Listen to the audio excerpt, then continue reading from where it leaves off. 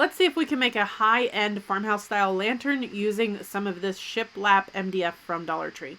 So the first thing I did was I painted it using vintage white, the color vintage white, and it is a folk art paint that I got at Hobby Lobby. So you want to make sure that you paint both the front and the back. Make sure it's dry in between each coat. You're going to need 2 coats for this. So I sped this up as quick as I could for you guys. I'm just painting these other 2 pieces. You're going to need 4 boards in total for this project from the Dollar Tree. We'll need some other supplies, but we'll get into that here in a minute. So I'm just going to make sure everything is nice and dry. Once it's dry, we're going to go ahead and sand over it real good. Now, the one side of these have the shiplap markings, the other side doesn't.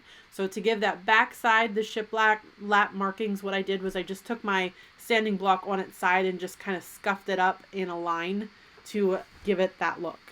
So you can kind of see how I'm just kind of putting some extra force into it there just to give it that shiplap look. Sorry, I keep saying that wrong.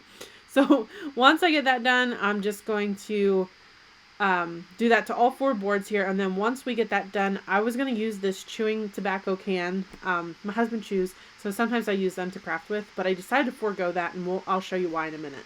So we're going to go ahead and glue the sides down. And then once I glued them down, I put the top one and nailed it with my pin nailer. Don't go buying no fancy tools. You don't need that for this. Simple hammer and nails will do the trick just fine. So once I got that done, then I came in with these half wood beads that I got on Amazon. I know you're probably going to ask what size, and I'm so sorry, but I'm not sure. I have a big bin of them, and I just used what size I thought looked good. So I know they're a little on the smaller side, so we're just going to go ahead. I like to lay them in place and then go around and glue them down. Once I get everything glued down, you see I took that chew can off. I wasn't liking it. I had this little piece of wood in my scrap wood bin that I decided was going to look a little bit better. But if you don't, you could definitely use a chew can or one of those cans from Dollar Tree and use that in place.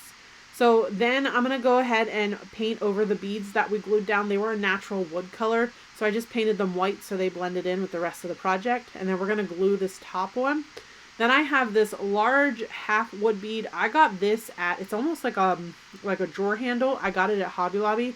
And we're going to stain it. And I used the color Early American. And it's a water-based stain. And then we're going to take that same Early American water-based stain over the entire project just to kind of give it a more rustic look.